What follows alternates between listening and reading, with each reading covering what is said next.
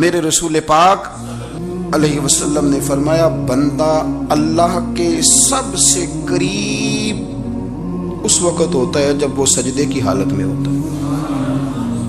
کس کے قریب ہوتا ہے؟ اللہ کے سب سے قریب ہوتا ہے۔ وہ بڑا نیڑے ہے رب کے، بڑا قریب ہے، اس لیے کہ وہ حالت سجدہ میں، وہ جب سجدے کرتا ہے نا اس کی بارگاہ میں جب جھک جاتا ہے۔ آپ ذرا سجدے کی کیفیت دیکھیں نا، زبان بھی یہاں ہے، آنکھ بھی یہاں ہے، کان بھی، عقل بھی ساری، اس نے سارا کچھ رکھ دیا سجدے۔ آپ وہ کبھی پیچھے جائیں تو دیہاتوں میں کہا جاتا تھا ناک سے نکیریں نکالو، بہت بڑی سزا ہوتی تھی نا، ناک سے نکیریں نکالو، بڑی سزا ہوتی تھی۔ تو اس نے کہا مالک مجھے کسی نے کہا نہیں، پر دیکھنا میں نے رکھ دی ساری عقل سجدے میں، اور رکھ کے کہا کیا سبحان ربی یا اللہ، اللہ میں پست ہوں تو اعلیٰ ہے، اللہ تو میرا رب ہے اور تو سب سے اعلیٰ اتنا۔ اور فرمایا جب یہ اس کیفیت میں ہوتا ہے تو پھر یہ اپنے رب کے قریب ہوتا ہے۔ کثرت عبادت، نوافل، میرے رسول کریم علیہ السلام نے ارشاد فرمایا، حضور فرمانے لگے جس گھر میں اللہ کا ذکر ہوتا ہے وہ گھر زندوں کا ہے، اور جس گھر میں رب کریم کا ذکر نہیں ہوتا وہ گھر زندوں کا نہیں ہے۔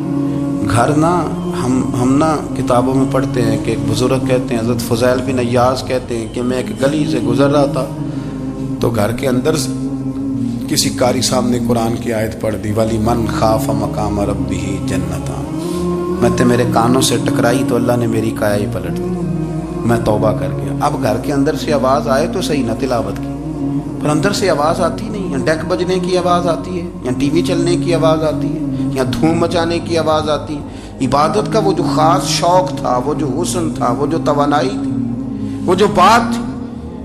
ایک جگہ پہ ہم بیٹھے تھے تو وہاں ایک صاحب آئے اور انہوں نے آتے ہی کہا کہ مہربانی کریں ذرا مجھے مصلی دے دیں، میرے نہ کچھ نفل رہ گئے۔ تو میں نے وضو کر لیا تو کوئی مصلی مل جائے، مصلی انہیں دے دیا گیا، وہ مصلی لے کے چلے گئے تو پیچھے ایک صاحب نے تبصرہ کیا، کہنے نے کتنا ریاکار بندہ ہے، لوگوں کو دکھا رہا ہے کہ میں نفل پڑھتا ہوں، ہے کو بات کرنے والی۔ میں نے اسے کہا، میں نے کہا تو مہربانی کرنا اس طرح کی ریاکاری تو بھی کر، پکڑ مصلی اور جا تو بھی تھوڑی ریاکاری کر کے آ، اٹھ ذرا شکر کر، کوئی یہ ریاکار بھی ملا ہے، کوئی نفل پڑھ کے ریاکاری کر رہا ہے۔ اللہ کا میں کہتا ہوں کو پڑھے تو صحیح نہ، یہ کوئی دور ہے نفل پڑھنے کا، اس میں تو لوگوں کا مزاج ہی نہیں، طبیعت ہی نہیں۔ میں نے کہا چل مہربانی کر یہ لے مصلی اور تو بھی جا تھوڑی سی، یا کر یا ریاکاری کرو تو صحیح نا، مزاج ہی نہیں، ذوق۔ جمعے کی نماز پڑھ کے یوں دنیا بھاگتی ہے، او ہو پتہ نہیں کون سی پیچھے آگ تھی جو بجھائی جائے گی، اور آج تک لوگ مسئلہ پوچھ رہے ہیں کہ جمعے کی بعد والی سنتیں کتنی ہوتی ہیں۔ میں نے کہا کتنے سال ہو گئے جمعہ پڑھتے، کتنے سال ہو گئے، ابھی تک سنتوں کا نہیں پتہ، ابھی تک نے علم کے پہلے کتنی رکھتے ہیں اور بعد میں کتنی رکھتے ہیں۔ فجر کی سنتیں کب پڑھنی چاہیے، سنو فجر کی سنتوں کے بارے میں۔ میرے رسول کریم سید عالم صلی اللہ تعالی علیہ وسلم سے ایک صحابی نے پوچھا تھا، حضور میری فجر کی سنتیں رہ گئیں یا رہ جاتی ہیں تو حکم کیا ہے، کیا انداز ہے حضور کا۔ بخاری مسلم کے لفظ سنو، حضور سید عالم صلی اللہ علیہ وسلم فرمانے لگے، اس نے کیا پوچھا تھا، حضور جواب کیا دیتے ہیں، فرمایا فجر کی سنتیں کبھی نہ چھوڑنا، فجر کی پہلی 2 سنتیں کبھی نہ چھوڑنا۔ یا رسول اللہ صلی اللہ تعالی علیہ وسلم میری رہ گئی ہیں، رہ جاتی ہیں، فرمایا فجر کی 2 سنتیں نہ چھوڑنا، فرمایا فجر کی پہلی 2 سنتیں مجھے دنیا اور دنیا کے اندر جو کچھ ہے وہ سب سے زیادہ پیاری ہے۔ فجر کی 2 سنتیں دنیا اور دنیا میں جو کچھ ہے مجھے وہ سب سے زیادہ پیاری ہیں، اس لیے فجر کی سنتیں نہ چھوڑ کے۔ نبی پاک علیہ السلام نے فرمایا تمہیں پتہ چل جائے نا پہلی صف کا ثواب کتنا ہے، تم قرآن اندازی کرو۔ عمرے کی قرآن اندازی کا تو پوسٹر چھپتا ہے، تو یہ والی قرآن اندازی کب ہونی ہے، ہونی چاہیے کہ نہیں۔ حضور نے فرمایا تمہیں پتہ چلے کہ اس کا ثواب کتنا تو تم قرآن اندازی کرو، تم قرآن ڈالو۔ جب آپ نماز پڑھ رہے ہوتے ہیں، جب آپ کا مصلی آباد ہوتا ہے، صلاح الدین ایوبی ایک بزرگ سے ملاقات ہو گئی، بیت المقدس پر قبضہ تھا عیسائیوں کا، تو صلاح الدین بڑے پریشان تھے۔ بابا جی کہنے لگے پتر کیا ہوا، کہنے لگے حضور پتہ چلا ہے دشمن کے 2 بحری بیڑے اسلحہ لے کے آ رہے ہیں، مسلمان پہلے ہی کمزور ہیں، اور اب اگر 2 بحری بیڑے اور آ گئے تو حضور مسئلہ بن جائے گا. تو میں پریشان ہوں کہ کس طرح یہ کم مسئلے والی ہماری فوج ہے کیسے مقابلہ کرے گی. تو بابا جی کہنے لگے پتر اس طرح کرنا، آج رات تو بھی دعا کرنا اور میں بھی کروں گا، تو بھی دعا کرنا. آپ ناراض نہ ہونا، ہم تو پیروں والے ہیں، ہم تو پیروں کے نوکر غلام ہیں، ہمارا تو گزارا ہی نہیں، ہمیں تو ملتا ہے سارا کچھ وہاں سے. پر میرا سوال یہ ہے کہ تعویذ لینے جاتے ہو نفل کیوں نہیں پڑھتے؟ رات اللہ اللہ کیوں نہیں کرتے؟ یہ بھی تو ہمارے بزرگوں کا ہی طریقہ ہے، انہوں نے تو ہمیں سکھایا ہے. صلاح الدین ایوبی سے بزرگوں نے کہا کہ رات آج نا اللہ اللہ کرنا تو میں تیرے لیے دعا کروں گا، تو بھی دعا کرنا. تو بندہ جب دکھی ہوتا ہے تو سجدہ کرتا ہے تو پھر ہی تو مصلی بھیگ جاتا ہے، پھر ہی تو مزہ آتا ہے. سکھی بندہ تو کعبے جا کے نہیں روتا. دکھی تھے، تکلیف تھی تو سر رکھا سجدے میں تو تڑپ گئے. اور وہ بابا جی کہتے ہیں میں مسجد آیا تو صلاح الدین چیخیں مار کے رو رہا تھا اور کہہ رہا تھا مالک میں کوئی اپنی شان کے لیے تو نہیں نہ لڑ رہا، اللہ کو میں کوئی قبضوں کے لیے تو نہیں لڑ رہا، مالک تیرے لیے لڑ رہا ہوں، مجھے بے آبرو نہ کرنا، میری مدد فرمانا. کہتے ہیں میں آیا تھا کہ مسجد میں دعا کروں گا، پر صلاح الدین ایوبی کو روتے دیکھا تو میں لوٹ گیا. تو سویرے صلاح الدین ملے تو بڑے خوش تھے. میں نے کہا پتر کیا ہوا؟ کہنے لگے حضور وہ بحری بیڑے 2 آ رہے تھے نا اسلحہ لے کے، دونوں ڈوب گئے پانی میں ڈوب گئے. تو بابا جی کہنے لگے صلاح الدین وہ پانی میں نہیں ڈوبے، وہ تیرے آنسوؤں میں ڈوب گئے، وہ غرق ہو گئے. وہ جو تو نے مصلی بات کیا تو وہ تیرے آنسوؤں میں ڈوب گئے، وہ غرق ہو گئے، وہ تباہ، اتنے قیمتی تھے تیرے آنسو کہ بہا لے گئے دشمن کے بحری بیڑوں کو. میرے بھائی ٹھیک ہو گیا جی، میرے عزیز سمجھ لیں اس بات کو ہمیشہ کے لیے اور اس پر غور کر لیں اچھے طریقے سے کہ میرے رسول کریم سید عالم صلی اللہ علیہ وسلم نے نا ہماری توجہ دلائی، حضور نے ہمیں بتلایا، ہمارا ذوق بڑھایا عبادت کی طرف. ایک صحابی تھے حضرت ابو فاطمہ رضی اللہ تعالیٰ عنہ، یہ ترمذی شریف کی حدیث ہے. نبی پاک علیہ السلام نے فرمایا ابو فاطمہ قیامت کے دن مجھ سے جلدی ملنا چاہتے ہو کہ دیر کے ساتھ؟ تو کہنے لگے حضور کون ہوگا جو دیر سے ملنا چاہے گا؟ قیامت کے دن آپ سے جلدی ملنا ہے. تو نبی پاک علیہ السلام نے فرمایا پھر اس طرح کرنا، دنیا میں رہ کے سجدے زیادہ کرنا، پھر سجدے زیادہ کرنا، قیامت میں ملاقات جلدی ہو جائے، قرب ملے گا تمہیں. اپنے بچوں کے اندر دیکھیں نا ہم شوق پیدا کرتے ہیں، ہمیں صحیح لفظ نہیں بولنے آتے پر ہم بچوں میں شوق پیدا کرتے ہیں کہ پتر ڈاکٹر بن جائے گا تو بڑا نفع کرے گا، تو لوگوں کی خدمت کرے گا، ملک و ملت کی خدمت کرے گا، تیرے ابا کا نام روشن ہوگا، تیرے دادا کی تعریفیں ہوں گی. ہم یہ ذوق پیدا کرتے ہیں. ہم اپنے نوجوانوں کے اندر یہ فکر پیدا کرتے ہیں، انہیں ہم سمجھاتے ہیں کہ میاں جب تم پڑھو گے محنت کرو گے تو فلاں آدمی کی طرح تمہارا نام ہوگا. یہ جتنا ذوق ہم بچوں کے اندر ان چیزوں کا پیدا کرتے، ہمیں حکم ہے کسی طرح ہم ذوق پیدا کریں کہ پتر نماز پڑھے گا تو اللہ راضی ہو جائے گا، تو سجدہ کرے گا. دیکھیں نا میرے رسول کریم علیہ السلام نے فرمایا 7 سال کے بچے کو مسجد لے کے جاؤ، یعنی اسے شوق دلاؤ، اس کے اندر یہ خاصیت پیدا کرو کہ اس کا دل کرے مسجد میں جانے کو، اس کے اندر یہ خصوصیات لاؤ کہ وہ ہمارے ہاں نا ہر چیز کو پروموٹ کیا جا رہا ہے، ہر چیز کو یعنی سر سنگیت سکھانے کے لیے اکیڈمیاں بن گئی، ہر شے پروموٹ ہو رہی ہے. عبادت کا جذبہ کم ہوتا جا رہا ہے، اللہ اللہ کا ذوق ہمارے اندر نہیں رہا. اور اتنا مشکل ہم نے اپنے لیے بنا لیا ہے کہ وہ بندہ جو بڑی زبردست مذہبی گفتگو کر رہا تھا اور تگڑی بات کر رہا تھا، کیا بات ہے، لیکن نماز کے بارے میں کمزوری دکھا جاتا ہے، نوافل کے بارے میں وہ چپکے سے نکل جاتا ہے. امام احمد بن حنبل رحمۃ اللہ تعالی علیہ، مسند امام احمد بن حنبل 14 جلدوں میں ہے مارکیٹ میں، اور مجھے تو خیر پسند ہی پڑی ہے، میں نے تو کئی دفعہ پڑھی ہے.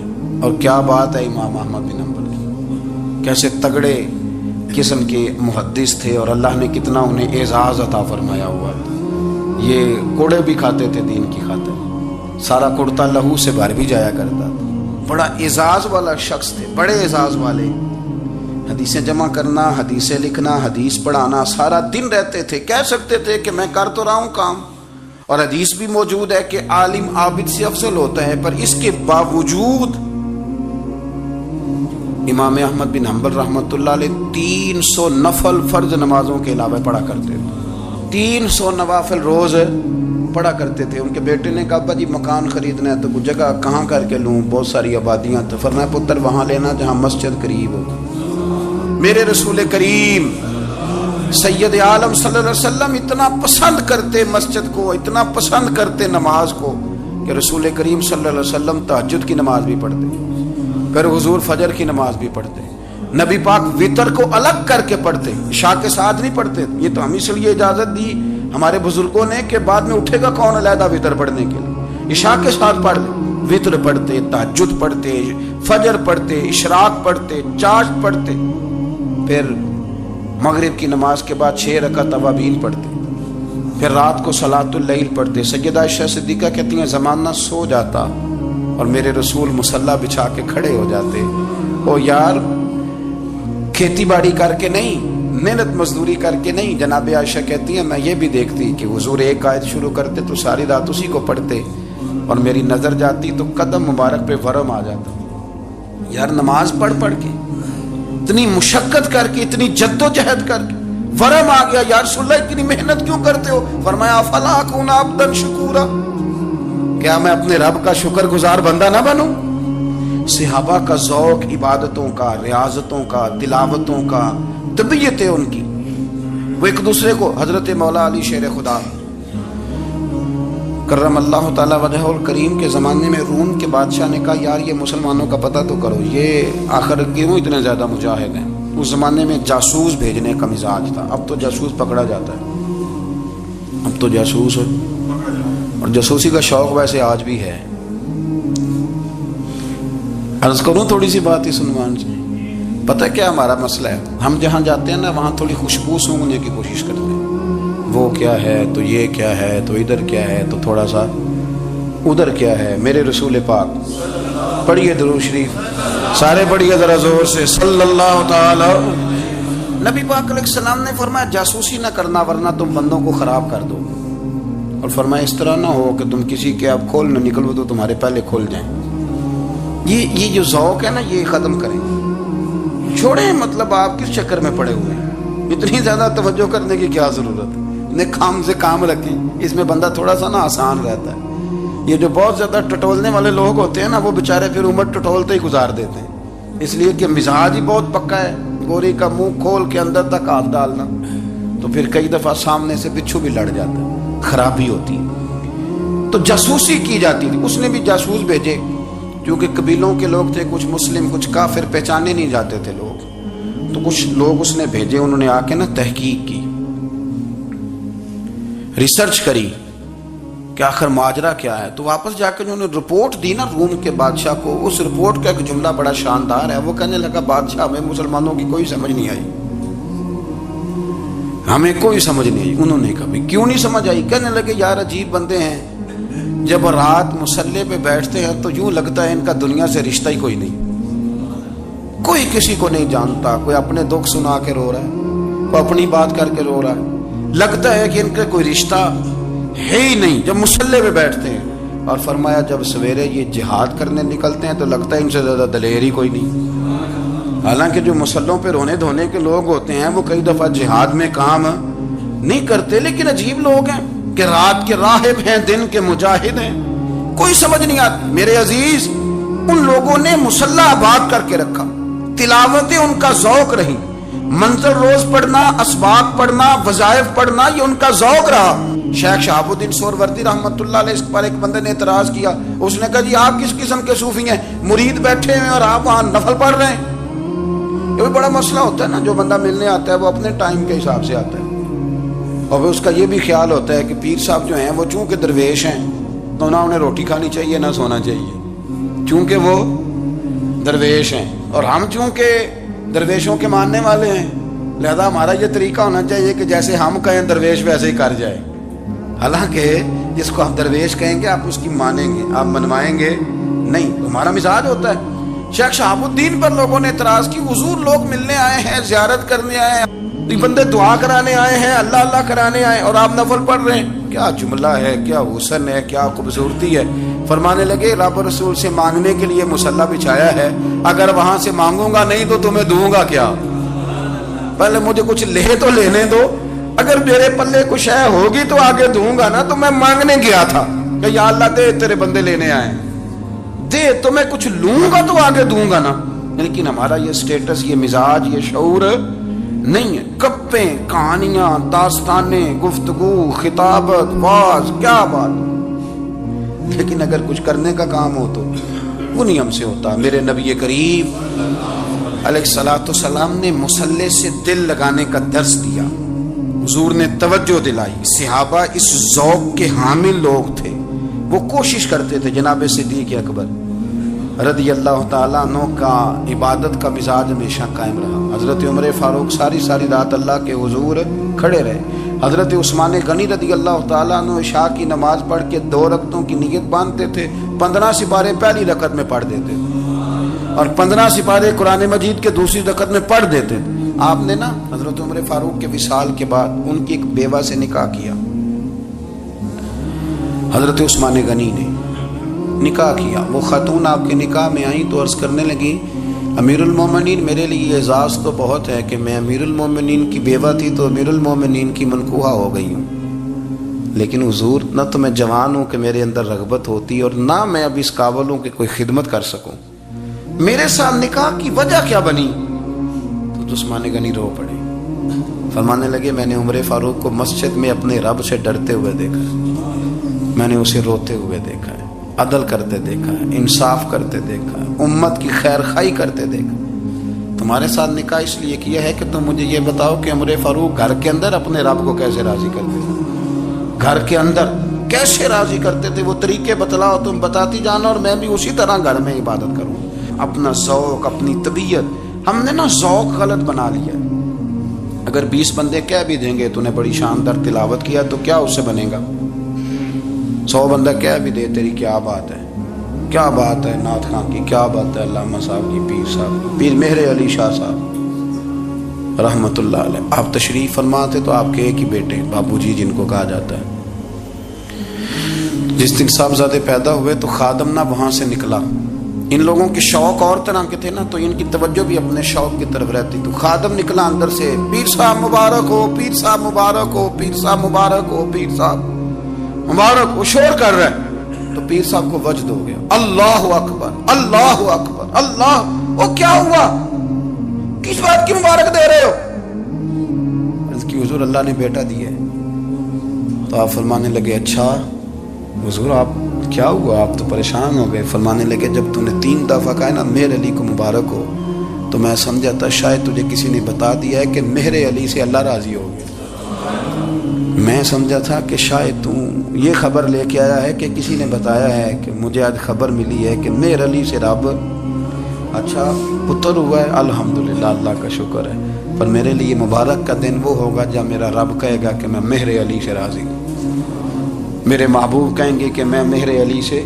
आप बात को समझे, शौक ही किसी और तरफ था, दिल ही कहीं और लगा हुआ था, तबीयत ही कहीं और माइल थी। कोई वजीफा पूछते थे तो पढ़ते थे वो लोग, कुछ अल्लाह अल्लाह उन्हें बताई जाती थी तो करने का शौक रखते थे, तबीयत थी, कायल थे। हजरत रबी कहते हैं, मैं बड़ी दूर से सफर करके गया हजरत अवैस करनी से मिलने, बड़ी दूर से, और जब मैं पहुंचा तो फजर का वक़्त था। तो हजरत वैसे करनी को मैंने पा लिया, तो वो नमाज पढ़ के ना कुरान शरीफ लेके बैठ गए। फरमाते हैं इशराक चाश्त का वक़्त हुआ तो नफलों की नीयत बांध ली। मुहद्दिस इब्नुल जौज़ी ने लिखा है, फरमाते हैं फिर जब सवाल का वक़्त हुआ तो मस्जिद में झाड़ू देने लग गए। ज़ोर की नमाज पढ़ के तो असर की तैयारी तक वो मस्जिद में बैठे रहे। और मेरे नबी पाक अलैहिस्सलाम ने फरमाया, जो नमाज के इंतज़ार में बैठा हो वो नमाज ही में है, वो नमाज ही में है। फरमाया मेरी दुनिया, मेरी उम्मत की जो रहबानियत है ना, वो इतनी है कि नमाज का इंतज़ार करें। आज़ान के बाद नमाज का ये राहब है, ये इस वक्त छोड़ के बैठे हैं सारा कुछ। फरमाते हैं असर तक उन्होंने अल्लाह अल्लाह की, फिर मगरिब तक की, इशा की नमाज हुई तो नमाज पढ़ी तो वो थक गए।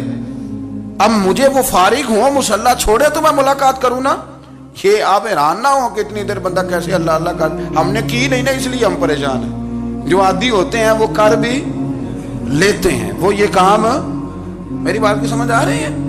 جب جاتے ہو کسی دفتر میں تو 8 گھنٹے کھڑے رہ لیتے ہو نا، مجبوری ہوتی ہے تو کھڑے رہا جا سکتا ہے. پاسپورٹ کے دفتر بولیے، امیگریشن کی لائنوں میں، اور میں نے تو ایمبیسیوں میں بندے 12 گھنٹے پہلے جا کے کھڑے دیکھے، رہ لیتے ہیں کھڑے. تو اگر ان کاموں کے لیے رہا جاتا ہے تو اللہ رسول کے لیے بھی کھڑے رہا جا سکتا ہے. تو فرمانے لگے کہ جب عشاء کی نماز کے بعد آخر انسان تھے، تھک گئے، نیند کا غلبہ ہوا، تو تھوڑی ایسے آنکھ بند ہوئی تو کھلی تو رونے لگے. حضرت ویسے کر دیا، رو کے کہنے لگے مالک مجھے غافل تو نہ کر، ابھی میں نے کیا بھی کچھ نہیں، دن ختم ہو گیا، کوئی نفل نہیں، کوئی اللہ اللہ نہیں، اللہ مجھے غافل نہ کر، میری مدد فرما.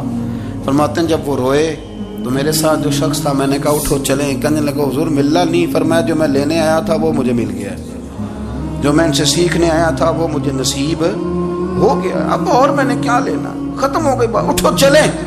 اللہ کے بندوں نے حضرت ربیہ بن کعب اسلمی رضی اللہ تعالیٰ عنہ فرماتے ہیں، کہتے ہیں جب بنو قریظہ اور بنو نذیر یہودیوں کے ساتھ حضور علیہ السلام نے جنگ کا اعلان فرمایا تو وہ دشمن ہو گئے. ہمیں خطرہ تھا کہ وہ رات کو کہیں محبوب کو تکلیف نہ دیں، تو کچھ لوگ نا تلواریں لے کے نبی پاک کے دروازے پہ پہرے داری کرتے تھے. گن مین رکھنا حرام نہیں، اگر کسی کو واقعی خطرہ ہو تو اس کے لیے سنت بھی ہے. حضرت علی المرتضیٰ تلوار لے کے حضور کے گھر کا پہرا دیتے تھے. حضرت ربیہ بن کعب اسلمی رضی اللہ تعالیٰ عنہ فرماتے ہیں کہ رات میری ڈیوٹی تھی کہ میں حضور کے گھر کا پہرا دوں گا. تو فرماتے ہیں میں باہر سن رہا تھا، ساری رات ہی میرے نبی پاک نے اللہ کی تسبیح پڑھی، ساری رات، کبھی تسبیح، کبھی تحلیل، کبھی تحمید، کبھی تکبیر، ساری رات. فرماتے ہیں ساری رات حضور پڑھتے رہے اور ساری رات ہی میں سنتا رہا. مجھے اونگ آ گئی، میری آنکھ لگ گئی، حضور ابھی پڑھ رہے تھے، میں تھک کے سو گیا. اور فرماتے ہیں جب میری آنکھ دوبارہ سے کھلی تو میرے کانوں میں پھر کوئی چیز گونجی، تو میں نے کان لگایا تو میرے حبیب ابھی بھی اللہ کو یاد کر رہے. ساری رات حضور رب کی عبادت کرتے. اسی لیے تو کہا یا ایھا المزمل قم اللیل الا قلیلا، حبیب ساری رات تو نہ جاگا گا، تھوڑا آرام بھی کر لیے گا. میرے بھائی اپنا مصلح، اپنی عبادات، اپنے وظائف، اللہ اللہ جو آپ نے کسی سے سیکھی ہے اس کو کبھی کمزور نہ ہونے دیں. شجرہ شریف جو کسی بزرگ سے آپ لے لیتے ہیں تو کیا رسم ہے کوئی؟ اس پہ کچھ لکھا ہوتا ہے، وہ پڑھنے کے لیے دیا جاتا ہے، اس پہ لکھا ہوتا ہے کہ یہ اللہ اللہ آپ نے کرنی ہے. ساری زندگی کسی اسکول میں داخل ہو گئے اور وہاں جا کے آپ نصاب ہی نہ پڑھیں، کتاب ہی نہ کھولیں تو پاس ہو جائیں گے؟ وہ کہتے ہیں میں 20 سال جاتا رہا ملا کچھ نہیں. تو آپ نے لیا کیا ہے؟ ایک اتنی سی کتاب تھی، اس کو تو کھول کے آپ دیکھ نہیں سکے، اس کے وظائف تک تو رسائی نہ ہوئی، اس لیے کہ اللہ اللہ کرنا مشکل ہے اور تصویر کھنچانا یہ آسان کام ہے. تو جو آسان ہے اس طرف ہماری توجہ لگی رہتی ہے اور جو مشکل ہے اس طرف ہم ذوق پیدا نہیں کرتے. یا ایھا الناس اعبدوا ربکم الذی خلقکم والذین من قبلکم لعلکم تتقون. اے لوگوں اس رب کی عبادت کرو جس نے تمہیں پیدا کیا اور تم سے پہلوں کو پیدا کیا، اس لیے عبادت کرو کہ تم پرہیزگار ہو جاؤ گے. مالک سمجھنے کی توفیق عطا